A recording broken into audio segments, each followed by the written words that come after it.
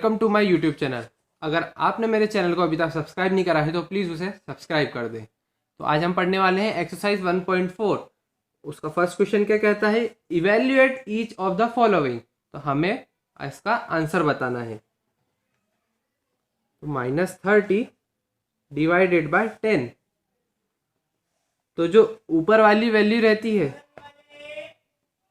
उसको अंदर लिखते हैं और नीचे वाली वैल्यू को बाहर लिखते हैं। 10 में से 30 को डिवाइड करेंगे तो आंसर आ जाएगा हमारा 3। अब यहाँ केस में हमें ध्यान रखना है कि दोनों में से अगर एक भी वैल्यू नेगेटिव होती है तो फाइनल आंसर हमारा नेगेटिव आएगा, और अगर दोनों वैल्यू का साइन सेम होता है तो हमारा आंसर पॉजिटिव आएगा। वो सेम मल्टीप्लिकेशन वाली ट्रिक लगानी है इसमें भी। तो यहाँ पे एक वैल्यू नेगेटिव है तो हमारा फाइनल आंसर जो होगा वो नेगेटिव आ जाएगा। वैसे ही बी पार्ट करते हैं तो क्या है, 50 डिवाइडेड बाय -5। ऊपर वाली वैल्यू अंदर आ जाती है।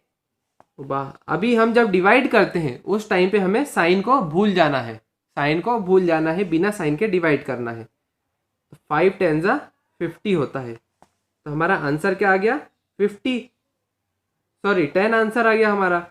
और एक वैल्यू का साइन नेगेटिव है तो फाइनल आंसर में हमें आंसर क्या मिलेगा, -10, मतलब नेगेटिव वैल्यू के साथ। सी पार्ट क्या है, -36 डिवाइडेड बाय -9। डिवाइड करते टाइम साइन को भूल जाना है। ऊपर वाली फर्स्ट वाली वैल्यू को अंदर लिखते हैं, बाहर वाली वैल्यू को बाद में लिखते हैं। तो अब कितना आ गया, 4, 9 4 36,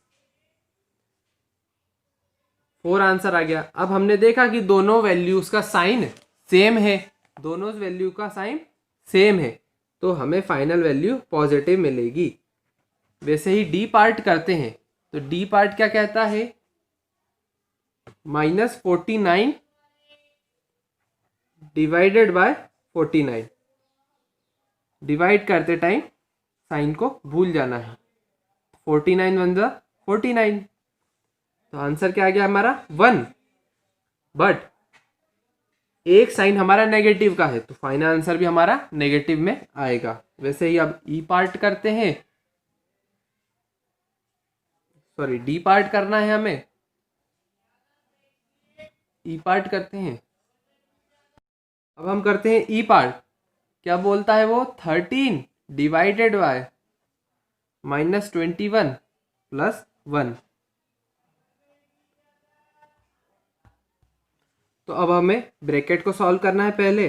तो 13 डिवाइडेड बाय -2 प्लस 1 कितना आ गया, -1। अब सिंपल हम डिवाइड कर देते हैं। फर्स्ट वाली वैल्यू को अंदर लिखना है, बाद वाली वैल्यू को बाहर लिखना है। तो 13 1 13, हमारा आंसर क्या आ गया, 13 आ गया। पर एक वैल्यू हमारी नेगेटिव की है तो फाइनल आंसर हमारा नेगेटिव में आएगा।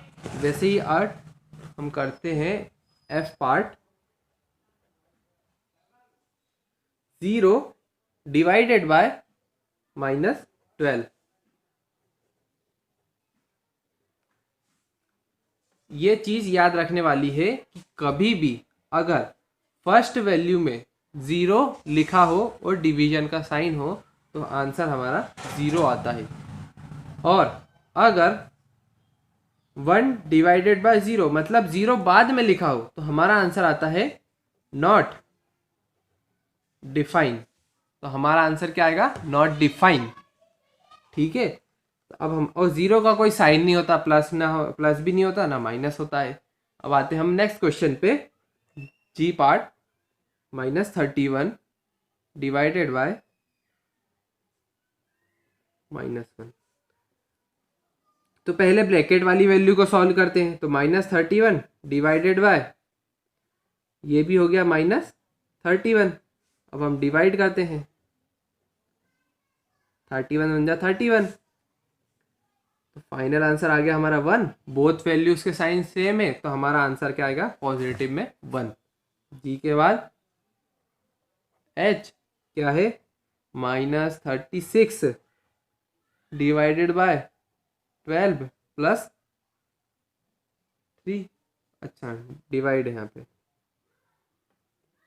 तो पहले अंदर वाली वैल्यू को डिवाइड करते हैं, फिर बाद वाली वैल्यू को डिवाइड करेंगे।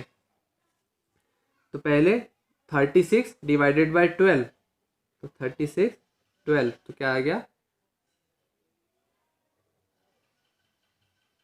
36, 12 3 ज़ा 36 आ गया हमारा 3 आंसर। पर एक वैल्यू नेगेटिव की है तो यहाँ पे क्या आ जाएगा -3, ब्रैकेट का ब्रैकेट डिवाइडेड बाय 3, सेम वापस डिवीजन करना है,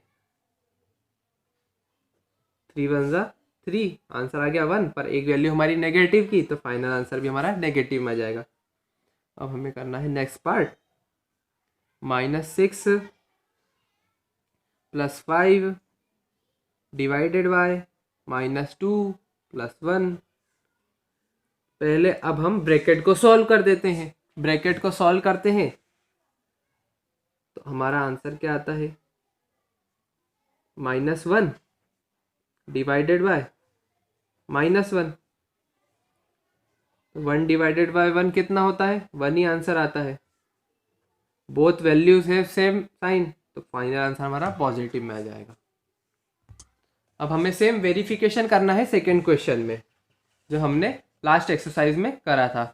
तो हमें इक्वेशन क्या दी गई है, a divided by b + c is not equal to a divided by b + a divided by c। First part क्या बोलता है हमें, a = 12, b = -4, c = +2। अब हम वैल्यूज रख लेते हैं पहले LHS में। वेरीफाई करने के लिए LHS RHS ध्यान में रखना पड़ता है। तो LHS क्या है, a divided by b + c। तो a की वैल्यू 12, b की वैल्यू -4, c की वैल्यू +2। तो पहले हम ब्रैकेट सॉल्व करा तो क्या आंसर आ गया -2। यहाँ पे डिवीजन करा, फर्स्ट वाली वैल्यू अंदर, बाहर वाली वैल्यू बाद में, 2 6 ज़ा 12। फाइनल आंसर आ गया हमारा 6, पर डिवाइड में एक माइनस का है तो हमें एक नेगेटिव साइन लगाना पड़ेगा। वैसे ही अब LHS तो हमारा आ गया, अब RHS निकालते हैं। a divided by b + a divided by c। तो 12 डिवाइडेड बाय -4 + 12 डिवाइडेड बाय 2। तो 12 को हमने डिवाइड करा इधर 4 के साथ, तो 3 ज़ा 12, तो हमारा आंसर आ गया 3। पर एक वैल्यू नेगेटिव की तो आंसर आ गया हमारा माइनस में, प्लस 12 को 2 से डिवाइड करा तो क्या आंसर आ गया 6। यहाँ पे दोनों वैल्यू के साइन सेम थे तो हमारा आंसर आ गया सेम साइन का, प्लस का। अब -3 + 6 कितना होता है 3। तो ये स्टेटमेंट ट्रू हो गया। कैसे, LHS is not equal to RHS, hence equation is verified। क्यों, क्योंकि हमें पहले से ही दिया था कि LHS is not equal to RHS proof करना है हमें। अब ऐसे ही सेकेंड पार्ट पे आ जाते हैं हम।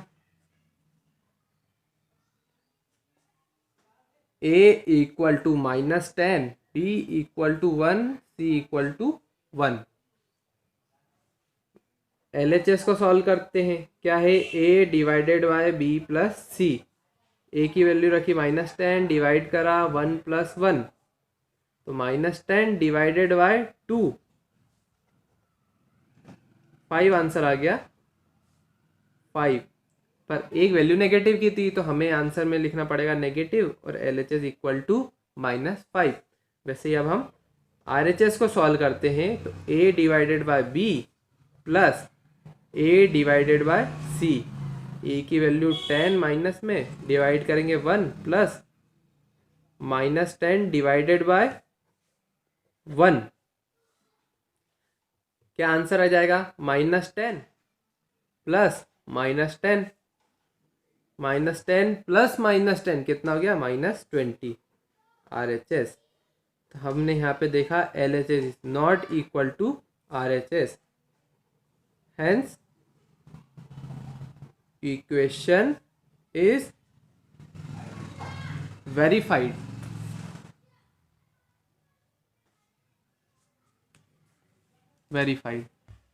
Question 3, fill up the blanks. First part क्या है, 369 divided by blank equal to 369। तो अब हमें इसमें ये ट्रिक याद रखनी है कि अगर डिवाइड करने पे सेम वापस वही नंबर आता है तो हम किससे डिवाइड कर रहे हैं, 1 से डिवाइड कर रहे हैं। तो ब्लैंक में क्या आंसर आ जाएगा, 1 आ जाएगा। ये ट्रिक हमेशा याद रखनी पड़ेगी कि डिवाइड करने पे सेम वापस वही नंबर आता है, मतलब कि a divided by 1 equal to a, ये कंडीशन अगर फॉलो होती है तो हमें क्या लिखना पड़ेगा, ब्लैंक में 1 लिखना पड़ेगा। सेम बी पार्ट क्या बोलता है, -75 divided by blank equal to -1। अगर a divided by a equal to 1, मतलब कि अगर हम सेम नंबर से डिवाइड करते हैं तो हमारा आंसर क्या आएगा, 1 आएगा। यहाँ पे -1 को वो मैटर नहीं कर रहा, पर हमारा आंसर 1 आएगा।